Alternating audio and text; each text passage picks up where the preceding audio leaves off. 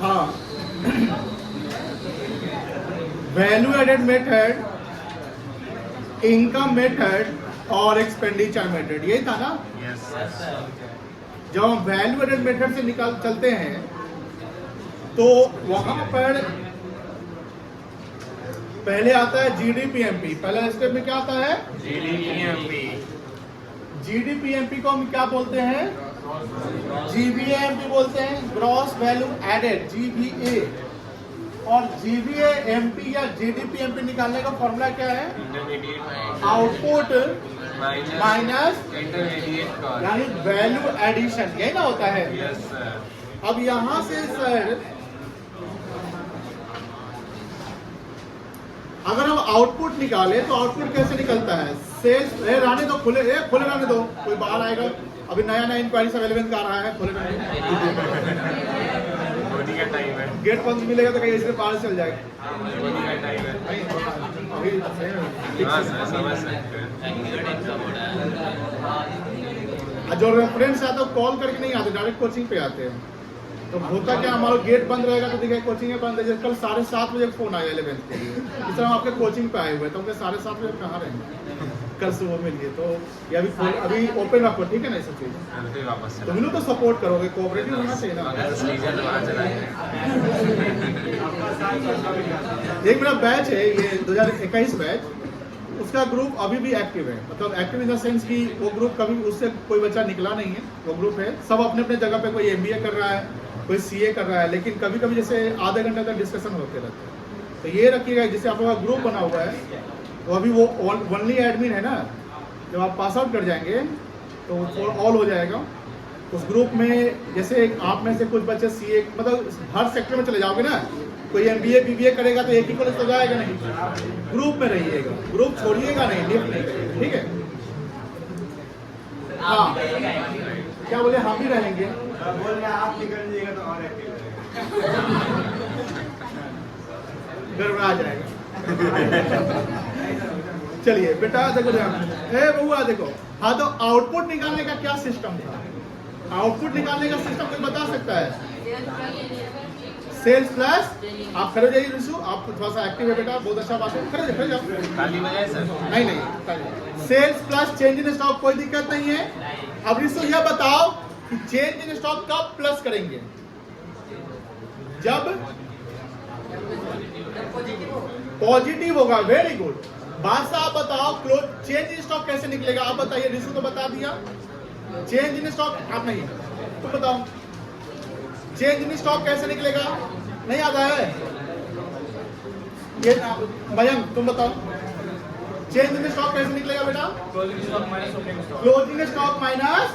Very good, दोनों आदमी बच जाएंगे, कोई दिक्कत नहीं है बेटा। चलो आगे चल सकते हम लोग इस पे। हम लोग सवाल, अच्छा जीडीपीएमपी से, जैसे ये बड़ा इंपॉर्टेंट है यहाँ पर, क्योंकि जब नेशनल इनकम निकालना होता है तो नेशनल इनकम जानते हैं कि आप एनएनपीएफसी निकाल लेते हैं। क्या लिखते हैं? एनएनपीएफसी लिखते हैं। और हमारा गिवन क्या रहता है? जीडीपीएमपी। यानी आपको ये पता है, लेकिन आप वो प्रोसीड नहीं कर पाते कि एनएनपीएफसी निकलेगा कैसे।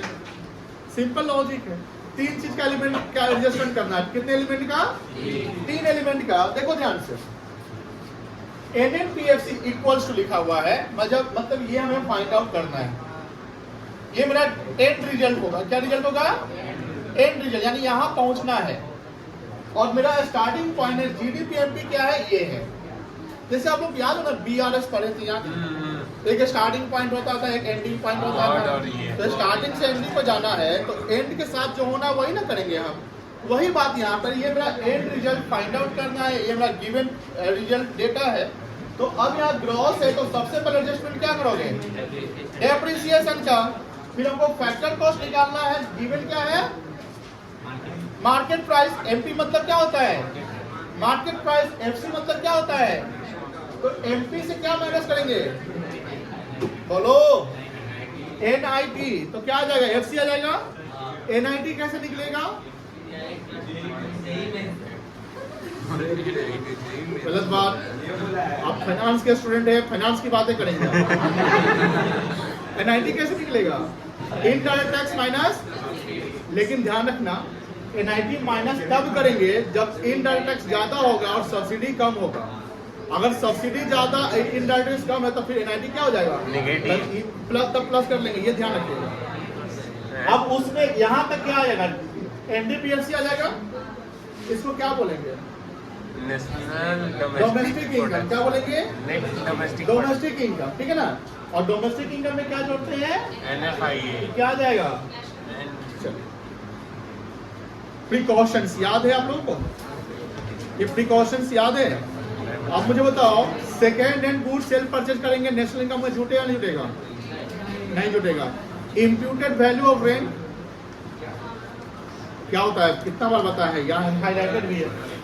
अरे जो सोल ट्रेडर जो बिजनेस या कोई बिजनेसमैन अपने प्रॉपर्टी में ही बिजनेस कर रहा है तो उसको इम्प्लिसिट कहते हैं ना, जो हम पेमेंट नहीं कर रहा इंटरनल है तो उसको इम्प्यूटेड भी कहते हैं। तो हम मेरा सवाल है कि क्या वो जुटेगा नहीं जुटेगा, जुटेगा, सेल्फ कंजम्पशन प्रोड्यूसर के लिए जुटेगा, जुट जाएगा। हाउस होल्ड सेल्फ कंजम्पशन कर रहा है तो नहीं जुटेगा, हाउस वाइफ का कमाया हुआ जो काम करती घर में नहीं अपने घर में जुटेगा। तो नहीं जुटेगा। Brokerage commission on sale and purchase of second hand goods, जुड़ेगा, purchase and sale of shares जुड़ेगा, नहीं जुटेगा। शेयर सेकंड हैंड होता है, शेयर ट्रेडिंग जो होता है ना, शेयर ट्रेडिंग वो सेकेंडरी मार्केट में होता है। कहाँ होता है, सेकेंडरी। जैसे मान लो कि आज हमने कोई शेयर खरीदा तो शेयर बेचने वाला कौन होगा, कोई दूसरा। अरे खरीदेंगे हम तो हम ही बेचेंगे, कोई दूसरा बेचेगा ना। तो जो बेचने वाला वो भी शेयर होल्डर ही हुआ होगा। तो shareholder to shareholder जो एक्सचेंज होता है शेयर का, उसको बोलते हैं सेकेंड, वो मार्केट कहलाता है सेकेंडरी मार्केट। तो ब्रोकरेज भी वो क्या कहलाता है, सेकेंडरी मार्केट। लेकिन शेयर के एक्सचेंज पे, सेल एंड परचेज पे जिस प्लेटफॉर्म के थ्रू हम करते हैं, जैसे ग्रो हो गया, जीरोधा हो गया, जानते हैं ना, वो क्या कमाएगा, ब्रोकरेज कमीशन। वो ब्रोकरेज कमीशन छूट जाएगा। बात समझ में आ रही ना। बट सेकेंड हैंड जो शेयर सेल हम परचेज करते हैं वो वैल्यू नहीं। शेयर सेल करने पे अगर हमको फायदा हो रहा है तो जुट जाएगा, लेकिन वो पूरा वैल्यू नहीं। जैसे मान लो कि मेरा बिल्डिंग 50 लाख का है, उसको हमने 55 लाख में बेचा, कितना जुटेगा, 5 लाख, 55 लाख में, समझ गए। चलिए रिटायरमेंट पेंशन जुटेगा, हाँ नहीं, कौन बोल रहा है भाई, जुटेगा, रिटायरमेंट पेंशन जुटेगा, ओल्ड एज पेंशन नहीं जुटेगा। रिटायरमेंट पेंशन इसलिए जुटेगा बिकॉज वो एम्प्लॉय कहीं ना कहीं अपना जीवन का बहुत सारा जो अपना समय है उस कंपनी में डिवोट किए रहता है, उसके अकॉर्डिंगली कंपनी उसको पेंशन देती है। बट ये ध्यान रखिएगा, कंपनी पेंशन जो रिटायरमेंट पेंशन देती है या गवर्नमेंट कंपनी रिटायरमेंट पेंशन देती है, वो कोई गिफ्ट वगैरह नहीं होता है, उसके कमाया हुआ पैसा जो सरकार वहाँ पड़ा हुआ है वो धीरे धीरे मिल रहा है। बात समझा नहीं ना, मतलब समझ लो एक तरीके से रिजर्व है कि आपने पूरा कमाया और वहां से थोड़ा थोड़ा कंपनी क्या कर रही है, पेंशन के रूप में पैसे दे रही है। ये एग्जाम्पल 2 स्क्रीन पर दिख रहा है, यहाँ पर HW लिखा हुआ है, आप लोग बनाए होंगे। ये सवाल ओरली क्लास में कराया भी गया था, याद है। इसीलिए बोलते हैं जब लास्ट आवर में बेटा बना देते हैं, सब बोलता है कि सब घर से बना के लाएंगे, घर से बना लाएंगे, लेकिन नालायक को एक भी नहीं बना के लाते। कौन बना के लाया?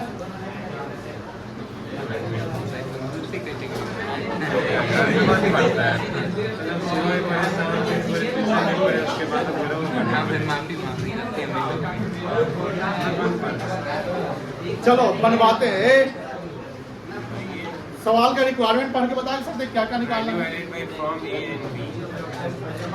From the given information calculate 1 2 3 क्या क्या क्या निकालना है, value added by firm A and firm B, यानी जो वैल्यू एडिशन को जीडीपी कहते हैं ना, तो यहाँ पर ए का अलग निकालना है और बी का अलग निकालना है। उसके बाद निकालना है सेकंड में क्या,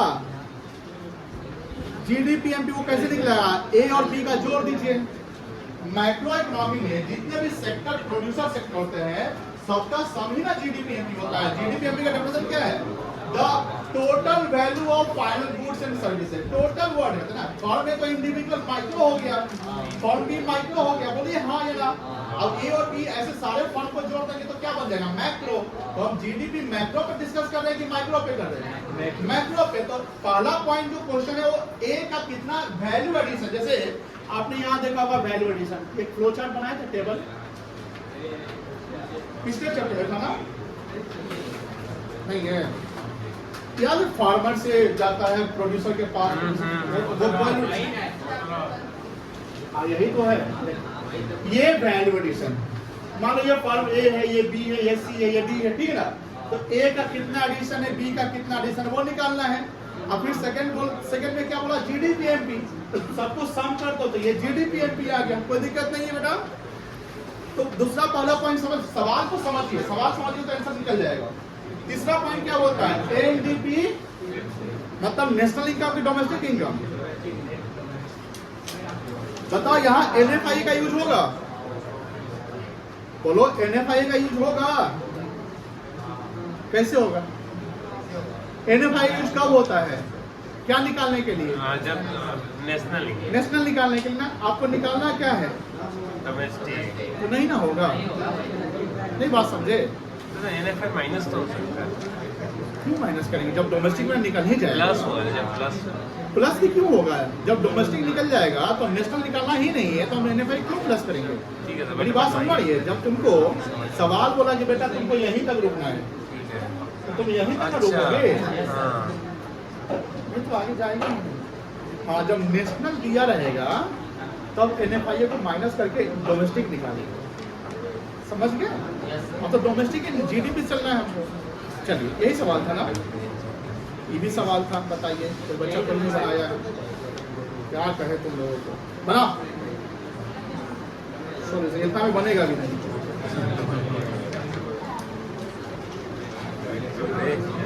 जादू है, जादू तो होना नहीं है, बेवकूफो यो समझाए थे तुम लोग, बना के लाना। ये नहीं समझाए थे, ये अब दूसरे बैच में समझाए हो। दूसरा बैच को ये देखो, ऊपर वाला बैच का अलग फोल्डर बनाए हुए हैं, बता दे, दिखा दे इससे आगे कहाँ पढ़ा है, देखो इससे भी आ गया वो लोग। Solution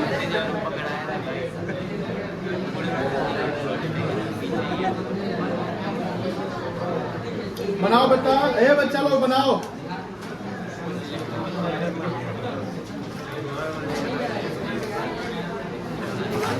Computation of value added by form A and लगवाएगा, ओके नहीं लगा, ये वाला जल्दी से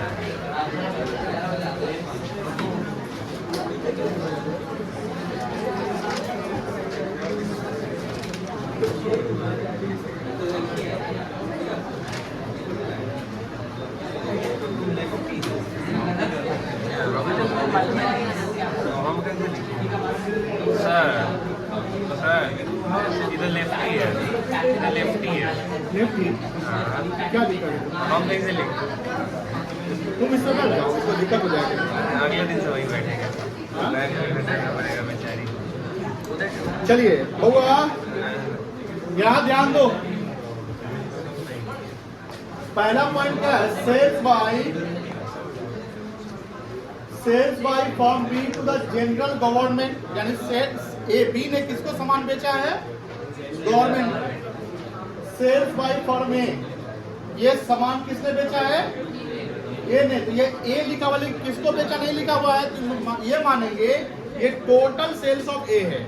मुझे बताइए वैल्यू एडेड में सबसे पहले हमको क्या निकालना होगा, यहाँ पे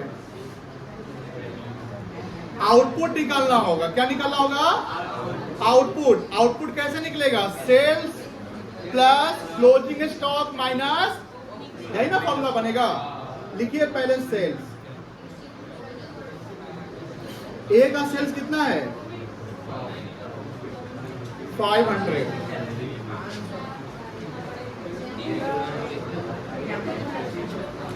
मुझे ये बताओ बी ने कितना सेल्स किया है, ध्यान से देखे बताओ, ध्यान से टोटल सेल्स बी का बताओ।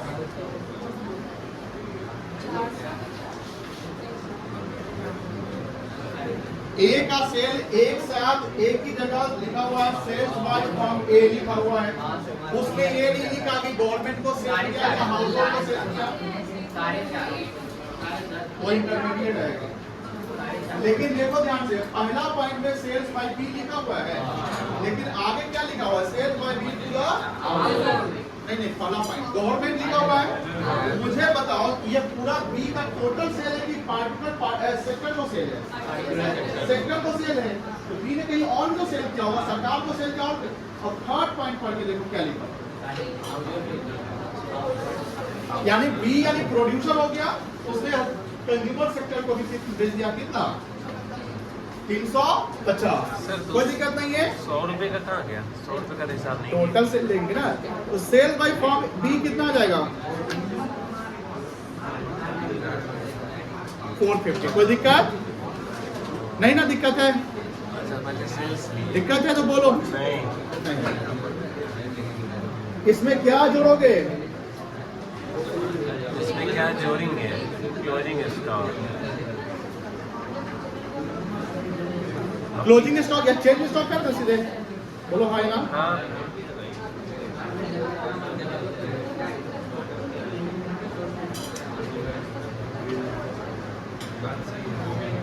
बताओ ए का चेंज इन स्टॉक कितना आएगा? चेक करो ध्यान से। 20।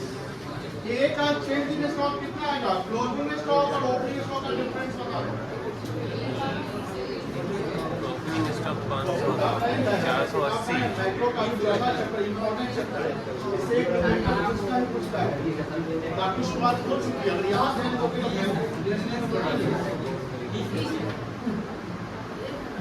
बताओ चेंज इन स्टॉक कितना है ए का बेटा? 300। यहाँ पर चौथा लाइन लिखा हुआ है, change in stock of form में लिखा हुआ है ना बेटा, कितना है? ये है ना 20 है। 20 प्लस हो जाएगा क्योंकि पॉजिटिव दिया हुआ है। बी का बताओ चेंज इन स्टॉक कैसे? देखो बी का अलग अलग दिया हुआ है। क्लोजिंग स्टॉक बी का कितना है? 40 दिया हुआ है, और ओपनिंग स्टॉक कितना है? तो यहाँ पर कितना आएगा? ये क्लियर हो रही है? दोनों पॉजिटिव है। चलो sales plus change in stock is equals to क्या आएगा? आउटपुट आएगा। चलिए आउटपुट बता दें।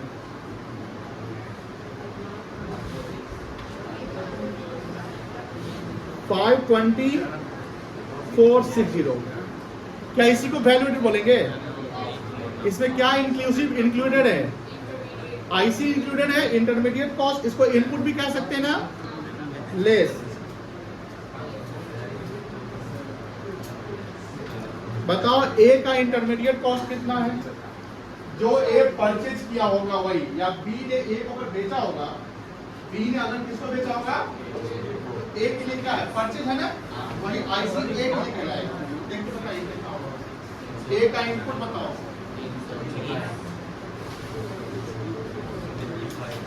छठा 7वां पॉइंट पढ़ो, क्या लिखा हुआ है?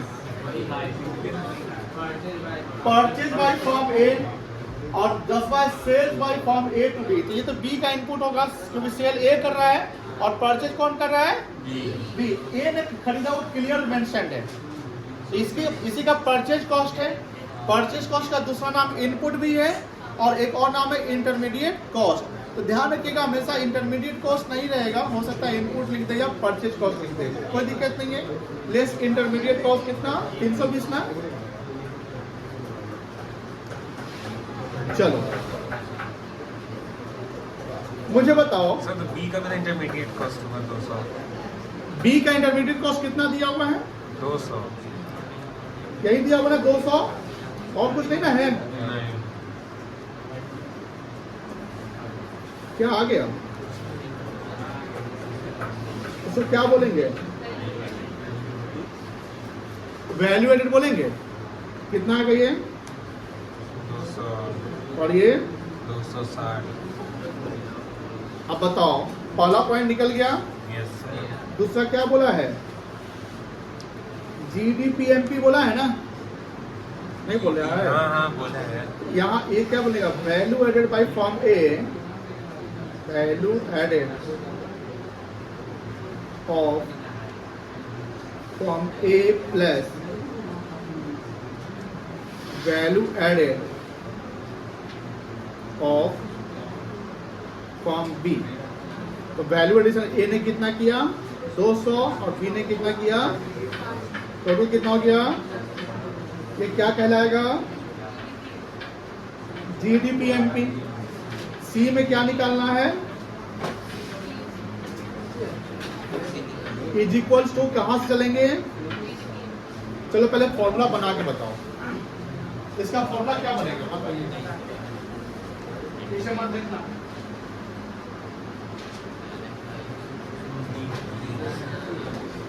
NIT क्या बनेगा फॉर्मूला, ध्यान से, माइनस डेप्रिसिएशन और माइनस NIT माइनस डेप्रिसिएशन और माइनस NIT। Very good. पहले माइनस क्या करोगे बेटा, डेप्रिसिएशन है ना। चलो एक बच्चे से हम सवाल पूछेंगे डेप्रिसिएशन से रिलेटेड, ठीक है ना, तो वो बच्चा कौन है, साक्षी इस बार गर्ल साइड से, साक्षी गर्ल साइड से तन्नू, आप बताओ डेप्रिसिएशन को किसी और नाम से जानते हैं, वो नाम क्या है, consumption of fix asset, very good, या कंजम्पशन ऑफ फिक्स कैपिटल, क्योंकि वही वर्ड यहाँ मिलने वाले है कि नहीं, डेप्रिसिएशन वर्ड नहीं मिलेगा, समझ गए। और क्या माइनस करेंगे, आपने क्या बोला, NI, क्या बन जाएगा रिजल्ट, क्या NFI एडजस्ट करें यहाँ पे, नहीं, क्योंकि हमको डी पे ही रहना है ना, नेशनल पे जाते तब NFI है तुम। अब बताइए हमारा GDPMP कितना है, डेप्रिसिएशन चेक करके बताओ कितना है, डेप्रिसिएशन चेक करो, कहीं दिख रहा है, कौन सा पॉइंट नंबर है, 9 नंबर। वेरी गुड, क्या लिखा हुआ है, कंफ्यूज मत हो जाए, 120 माइनस कर दे, चलो NIT बता सकते हो, हाँ तो बताओ, वो है 8 नंबर 170। यहाँ पर कहीं सब्सिडी नहीं ना दिया हुआ है, नहीं दिया हुआ है तो सब्सिडी जीरो मान लो, सब्सिडी जब गिवन नहीं रहेगा तो क्या मानो, तो सरकार ने सब्सिडी नहीं दिया तो जीरो हो गया, तो इनडायरेक्ट टैक्स यहाँ क्या कहलाएगा, 70। और ये बोथ द फॉर्म है दोनों का, तो माइनस कितना करेंगे, 75, बताओ कितना आएगा, घटाओ घटाओ,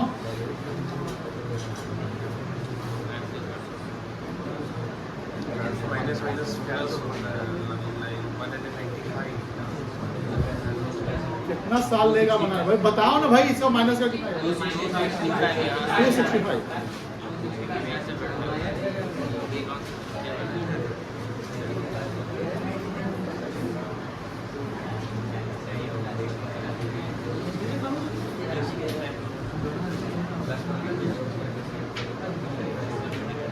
इसको भी खरीदना रख लेना, इसका मैं इसका 4 महीने दिन पहले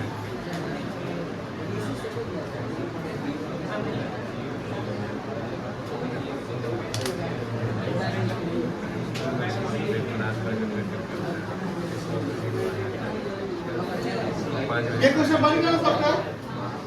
अगर हम ऐसा ही सवाल सेम टू सेम डिट्टो दे दे, बना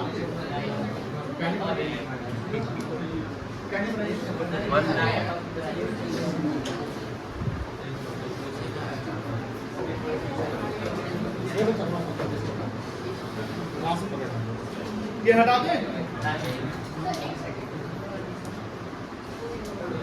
हो गया सर।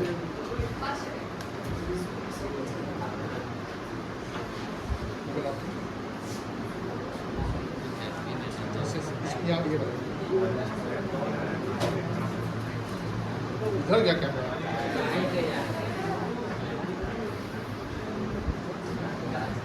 दिख रहा है क्या भागा है, चेक करें सर, है कि नहीं, क्वालिटी अच्छा है।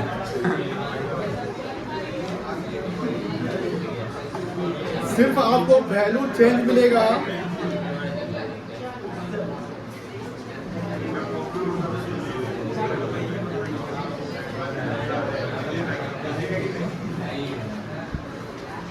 सवाल दिख रहा है, सवाल दिख रहा है, यस सर। इसमें बताओ रिक्वायरमेंट बताओ, पहले रिक्वायरमेंट क्या क्या है, तो पहला सवाल तो सेम है, दूसरा बताइए फैक्टर कॉस्ट निकालना है। FC, इस बार किस चीज का यूज नहीं होने वाला है, डेप्रिसिएशन बहुत अच्छा जवाब दिया। इस पर आपको डेफिनेशन का यूज करना ही नहीं है, क्योंकि ग्रॉस पे ही रह जाना है, ठीक है ना। लेकिन क्या यूज करना है आपको? बहुत अच्छा जवाब दिया, दिमाग का यूज करिएगा आप। GDPFC निकालना है, इस दोनों का जब सम करेंगे ए और बी का, बताओ मुझे, ए और बी का सम करेंगे तो क्या आएगा? GDPMP आएगा। आप निकाल लीजिए GDPMP। आप क्या करोगे? Minus NIT। ओह सिंपल। हाँ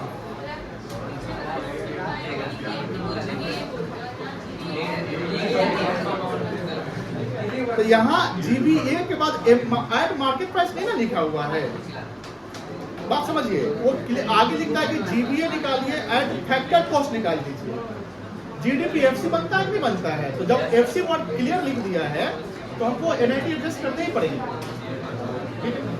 अब लेकिन यहाँ देखो वैल्यू एडिशन देखेंगे तो ये MP पे आता है। जो भी वैल्यू एडिशन होता है वो किस पे होता है?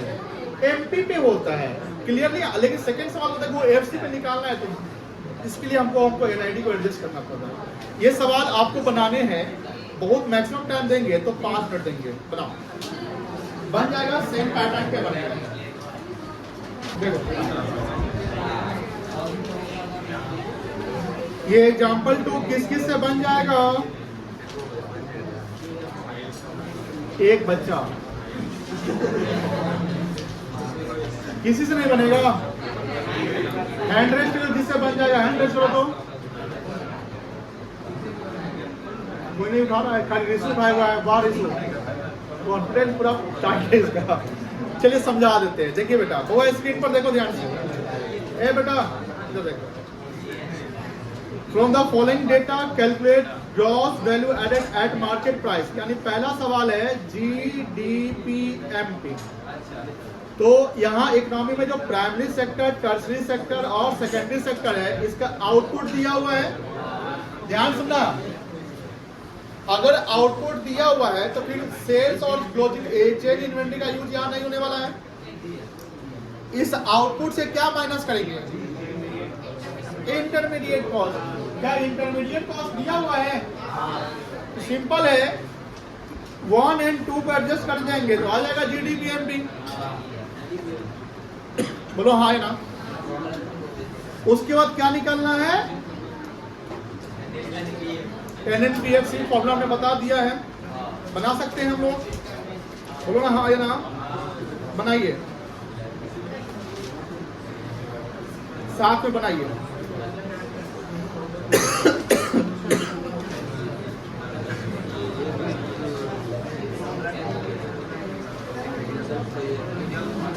Primary sector,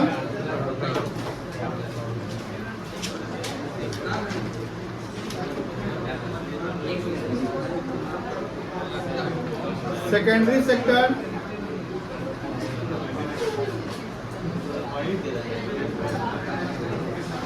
tertiary sector.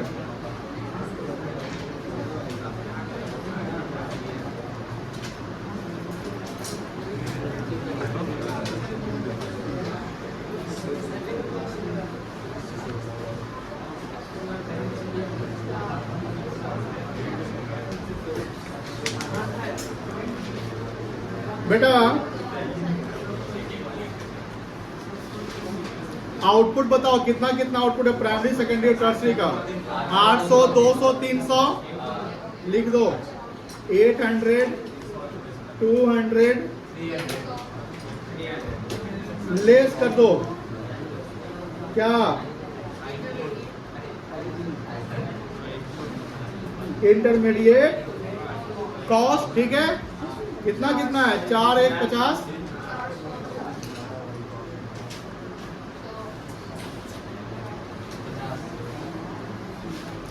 यहां जो रिजल्ट आएगा उसको क्या बोलेंगे? Value added. ये इंडिविजुअल सेक्टर का आया ना वैल्यू एडेड, कितना आ गया? अब सवाल पूछा है GDPMP निकालने के लिए, कितना आ जाएगा? 400 प्लस, यही ना होगा? बोलो ना हाय ना। कितना बनेगा? 4 1 5 2 750 बन जाएगा। अब क्या निकालना है? NNPF से निकालना है। और गिवन क्या है? पहले क्या करोगे? माइनस डेप्रिसिएशन, फिर NIT क्या? माइनस NIT और प्लस NFIA। अब फॉर्मूला हमने पुट कर दिए है तो डेटा पुट करके निकाल सकते हैं ना? सवाल है सबके पास? सवाल नहीं तो हम सवाल रखें कि आंसर रखें? सवाल रखते हैं। छोटा नहीं हो जाएगा? छोटा छोटा छोटा छोटा ठीक तो नहीं, छोटा बोल ना, छोटा बोल और छोटा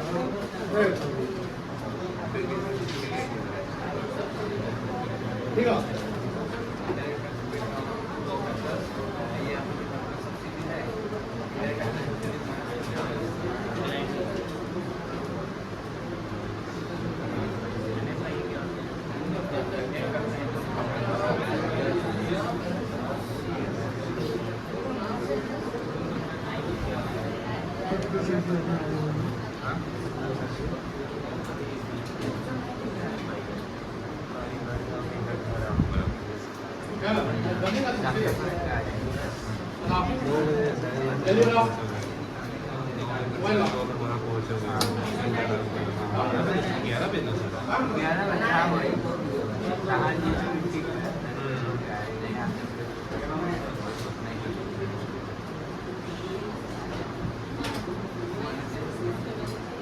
क्या समझ गए? बनाओ। दोनों डेप्रिसिएशन कहाँ पे है?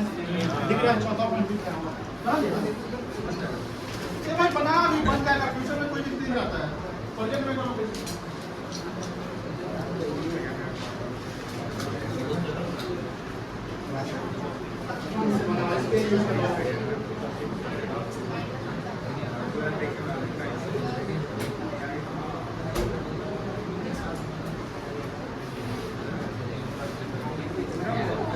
सर NFI नेगेटिव है ना? माइनस NFI नेगेटिव है। NFI नेगेटिव हो जाएगा। माइनस हो जाएगा।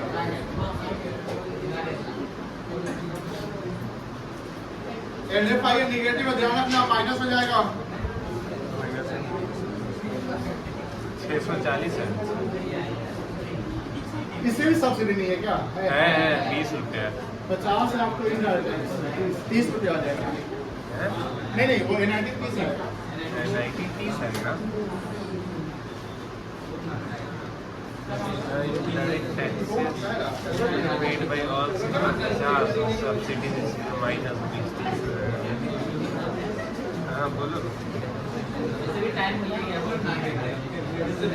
तू आया क्या है? वैसे पकड़े बात ही बता सकते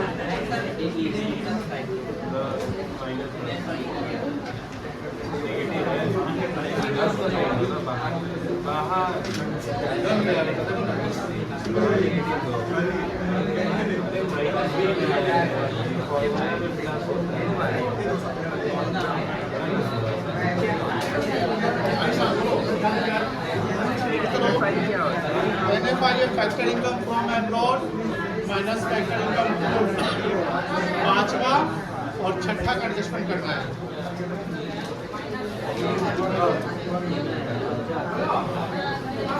दस माइनस 30 हो गया।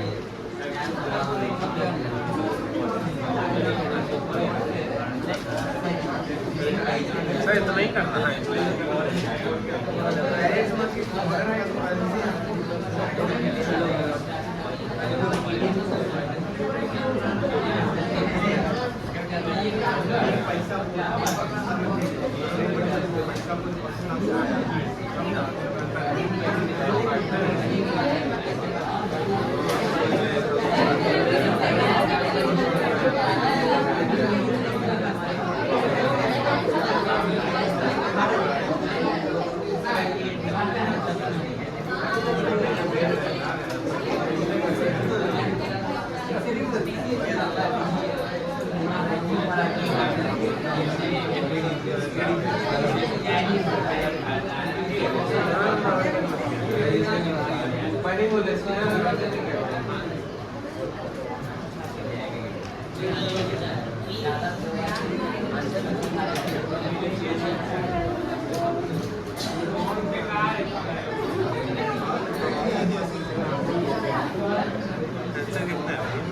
सर के पास?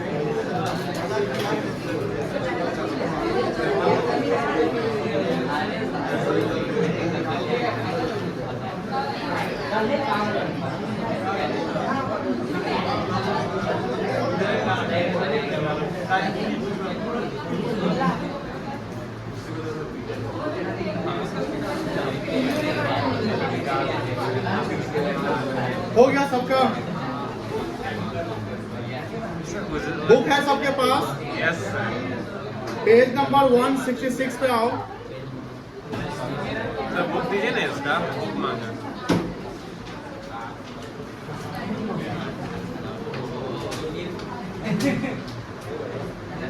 क्या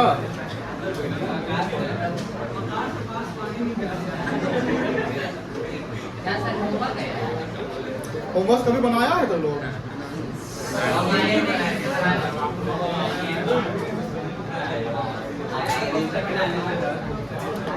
क्वेश्चन दिख रहा है?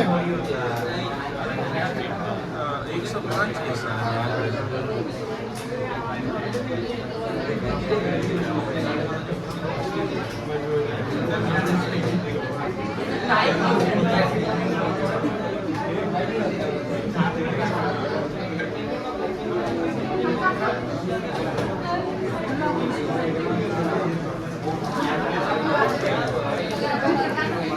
ये बना तो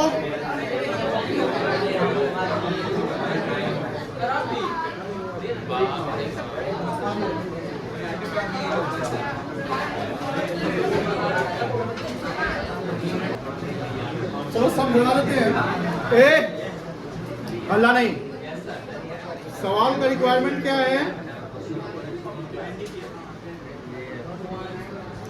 एनडीपीएफसी अल्लाह नहीं करो प्लीज। जब हम प्रोडक्ट मेथड चलते हैं तो जो रिजल्ट आता है वैल्यू एडेड, उसको क्या बोलते हैं? जीडीपीएमपी बोलते हैं ना। अब जीडीपीएमपी में क्या माइनस करोगे आप? और क्या माइनस करोगे? यही ना माइनस करोगे। ये जीडीपीएमपी कैसे निकलेगा?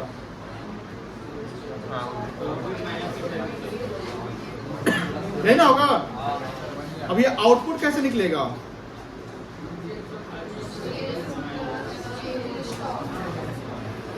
यही ना होगा।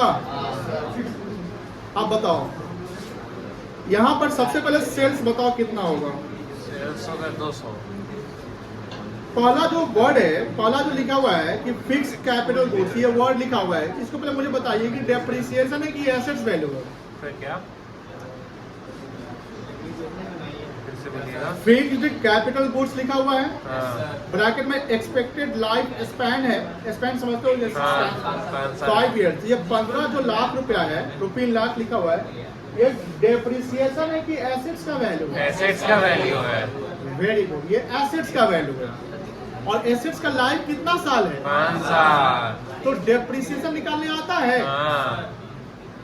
क्या फॉर्मूला था एसएलएम मीटर में अगर लाइफ दिया रहे तो? पता नहीं, 15 को 5 से कॉस्ट डिवाइड ऑफ कर देंगे। एसेट्स माइनस रियलाइजेबल वैल्यू, यहाँ जो जीरो है, divide by life of assets, ठीक है ना? तो 15 लाख रुपया दाम है इसका, और इसकी लाइफ कितनी है? 5। तो डेप्रिसिएशन कितना आएगा? 3। समझो। तो ये हमको पता चल गया कितना है? 3 लाख है। बोलो हाँ या ना? दूसरा है डोमेस्टिक सेल्स। आप देखो ध्यान से, सेल्स का कॉन्सेप्ट समझाए थे कि सेल्स में internal sale plus external sale दोनों आता है। Yes sir. ये डोमेस्टिक सेल्स का टोटल सेल्स कहलाएगा? नहीं। नहीं कहलाएगा। डोमेस्टिक सेल्स का मतलब वहां की sales within the country है। और ये जो चौथा पॉइंट है क्या लिखा हुआ है? एक्सपोर्ट। एक्सपोर्ट का मतलब क्या हुआ? External sales. और डोमेस्टिक सेल का मतलब इंटरनल सेल्स। तो मुझे बताओ टोटल सेल्स कितना आएगा? जोड़िए, नंबर अमाउंट तो दिखाइए सर।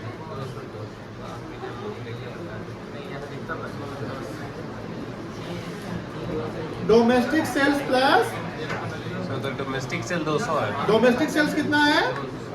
200। 10 और एक्सपोर्ट कितना है? 10 10। कितना आएगा?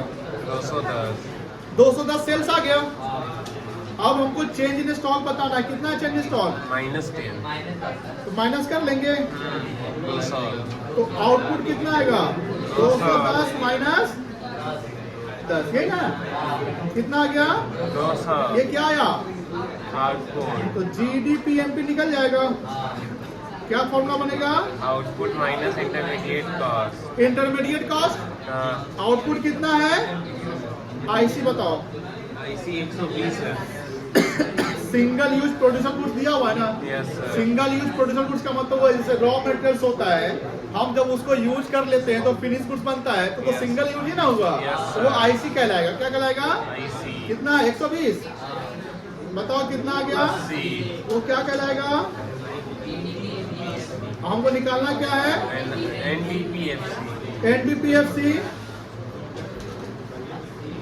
GDPMP minus depreciation minus NIT NIT, यही ना? तो ये है आपका 80। डेप्रिसिएशन 3 आया था और NIT कितना है? डेप्रिसिएशन 3 आया था। 3 आया था ना, 15 डिवाइड 5। अच्छा 3 ठीक है। और NIT नेट इंटरेस्ट टैक्स कितना है आपका? 20। कितना आएगा? 57 लाख। आसान नहीं है, ध्यान रखिएगा। जब तक बनाओगे नहीं, प्रैक्टिस नहीं करोगे, कैसे बनेगा? प्रैक्टिस में मैथ नॉट प्रैक्टिस। बना लो इसको। सॉल्यूशन नंबर 100 कितना है?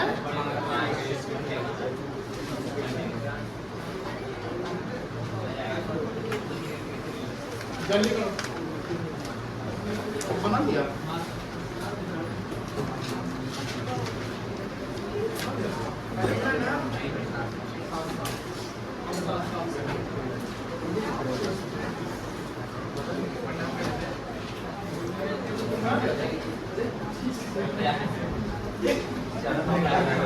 इतना जल्दी नहीं है।